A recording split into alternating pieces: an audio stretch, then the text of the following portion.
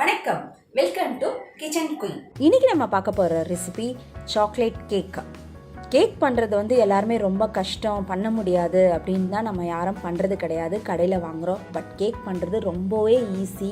இப்போ நாங்கள் அவன் கூட இல்லாமல் கேக் எப்படி செய்யறதுன்னு நம்ம பார்க்க போகிறோம். இதை பார்த்தா நீங்களே பாருங்கள், ரொம்ப ஈஸியாக இருக்குன்னு மறுநாளே கேக் செய்ய தயாராகிடுவீங்க. வாங்க இப்போ வீடியோக்குள்ளே போகலாம். ஒரு ஜல்லடையில் 1 கப் மைதா மாவு, 1/2 கப் கொக்கோ பவுடர் போட்டுட்டு நல்லா ஜலிச்சிருங்க. நம்ம ஏன் ஜலிக்கிறோன்னா, சில நேரத்தில் இந்த கட்டி ஏதாவது இருந்ததுன்னா வந்துடும்.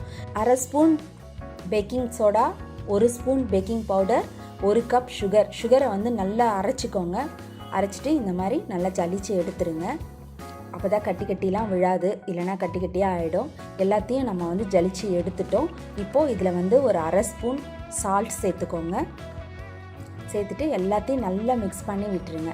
மிக்ஸ் பண்ணி விட்டுட்டு இப்போது கொஞ்சமாக வெதுன்னு இருக்க ஹாட் வாட்டரில் 1/2 ஸ்பூன் இன்ஸ்டன்ட் காஃபி பவுடரை சேர்த்து இந்த மாதிரி மிக்ஸ் பண்ணி வச்சுக்கோங்க. இப்போ நம்ம மிக்ஸ் பண்ணி வச்சுருக்கோம் இல்லைங்களா, அந்த மாவில் பட்டரை நல்லா மெல்ட் பண்ணிவிட்டு இந்த மாதிரி 1/2 கப் பட்டரை அதோட சேர்த்துருங்க. 1 ஸ்பூன் வெனிலா எசன்ஸ் போட்டிருக்கேன், 1 முட்டை போட்டுட்டு எல்லாத்தையும் நல்லா இந்த மாதிரி மிக்ஸ் பண்ணி விட்டுருங்க. கட்டியே விழாமல் இந்த மாதிரி விஸ்க் வச்சு நல்லா மிக்ஸ் பண்ணி விடுங்க. கொஞ்சம் கொஞ்சமாக பால் சேர்த்துக்கோங்க. பால் நிறைய சேர்க்காதீங்க, உங்களுக்கு தெரியும் தேவைப்படுற மாதிரி இந்த மாதிரி 2 ஸ்பூனாக நீங்கள் இடையில சேர்த்து கட்டி விழாமல் இந்த மாதிரி நல்லா மிக்ஸ் பண்ணி விட்டுருணும். பாருங்கள், இந்த மாதிரி மிக்ஸ் பண்ணி விடணும். பால் அப்பப்போ சேர்த்துக்கலாம். ரொம்ப கட்டியாகவும் இருக்கக்கூடாது, ரொம்ப தண்ணியாகவும் இருக்கக்கூடாது. இந்த மாவு ஒரு மீடியமான ஒரு திக்னஸில் இருக்கணும். அதனால் நம்ம அந்த திக்னஸ் வர வரைக்கும் பால் கொஞ்சம் சேர்த்துக்கிட்டே இந்த மாதிரி நல்லா ஃபுல்லாக கட்டி விடாமல் கலந்துக்கிட்டே வரணும். பாருங்கள், நல்லா மிக்ஸ் ஆகிடுச்சு. இப்போ நம்ம பால் தேவைப்படுற அளவுக்கு நல்லா போட்டு நல்லா மிக்ஸ் பண்ணி விட்டுடணும். கட்டி விழாமல் நல்லா மிக்ஸ் பண்ணி விடுங்க. பாருங்கள், நல்லா மிக்ஸ் பண்ணியாச்சு. இந்த மாதிரி இருக்கும். அந்த மாவு ரொம்ப தண்ணியாக இருக்கக்கூடாது, கேக் நல்லா வராது.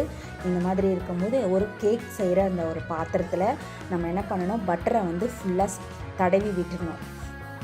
ஃபுல்லாக எல்லா பக்கமும் படுற மாதிரி பட்டரை வச்சு ஃபுல்லாக தடவி விட்டுருங்க. இந்த மாதிரி தடவி விட்டுட்டு இப்போது ஒரே 1 ஸ்பூன் மைதா மாவு எடுத்துகிட்டு அதை லைட்டாக அப்படியே ஸ்ப்ரெட் பண்ணி விட்டுருணும். மிச்சம் இருக்கிறத கீழே தட்டி விட்டுருங்க. ரொம்ப மாவு இருக்க வேண்டாம், மிச்சம் இருக்கிறது கீழே தட்டி விட்டுடலாம். இது கீழே அந்த கேக் பிடிக்காமல் இருக்கிறதுக்காக தான் நம்ம கொஞ்சமாக மைதா மாவு அதில் போடுறோம். நம்ம இப்போ மைதா மாவு போட்டு எல்லா பக்கமும் நல்லா கொஞ்சம் ஸ்ப்ரெட் பண்ணி வச்சிட்டோம். இப்போது நம்ம கலக்கி வச்சுருக்க அந்த கேக்கோட மாவை இதில் ஊற்ற போகிறோம். இதை ஊற்றியாச்சு. இதை அந்த பாத்திரம் ஃபுல்லாக ஆகிற மாதிரி நீங்கள் ஊற்றக்கூடாது, பாதி வர வரைக்கும் ஊற்றிட்டு நல்லா தட்டி விட்டுருங்க. அப்போ தான் இந்த மாதிரி கீழே இப்படி தட்டி விட்டுருங்க. அப்போ தான் பபிள்ஸ் எல்லாம் விழாது. தட்டி விட்டுட்டு நம்மளுக்கு தேவைன்னா உங்களுக்கு என்ன நட்ஸ் பிடிக்குதோ அதை போட்டுக்கலாம். இது ஆப்ஷனல் தான், உங்களுக்கு இஷ்டம் இருந்தால் போடலாம், இல்லை போடாமலே ப்ளெயினாக கூட செஞ்சுக்கலாம். நம்ம பாதாம் கூட போட்டுக்கலாம். இப்போது ஒரு பாத்திரத்தில் நம்ம தண்ணி ஊற்றிட்டு அந்த தண்ணி நல்லா சூடாகி கொதித்த உடனே நம்ம என்ன பண்ண போகிறோம், நம்ம அந்த கேக் மிக்சரை அதில் வச்சுட்டு பேனை க்ளோஸ் பண்ணிவிட்டு 45 மினிட்ஸ் மீடியம் ஃப்ளேமில் வச்சுட்டு விட்டுருங்க. இப்போ கேக் வெந்துச்சான்னு நம்ம பார்க்குறதுக்கு ஒரு டூத்பிக் எடுத்து அதில் குத்தி பார்த்தீங்கன்னா அந்த குச்சியில் ஒட்டாமல் வந்துச்சுன்னா கேக் வெந்துருச்சுன்னு அர்த்தம். அவ்வளோதாங்க, கேக் வெந்துருச்சு. இதை ஒரு பிளேட்க்கு ட்ரான்ஸ்ஃபர் பண்ணிக்கோங்க. பார்த்தீங்களா, கேக் சூப்பராக ரெடி ஆகிடுச்சா? எவ்வளோ சாஃப்டாக இருக்குது பாருங்கள், ஸ்பான்ச்சியாக இருக்குது கேக்கு. அவன் கூட இல்லாமல் நம்ம சூப்பராக செஞ்சுட்டோம். நீங்களும் இதை உங்கள் வீட்டில் செஞ்சு பாருங்கள். உங்களுடைய ஃபீட்பேக்கை என்னுடைய கமெண்ட் பாக்ஸில் போடுங்க.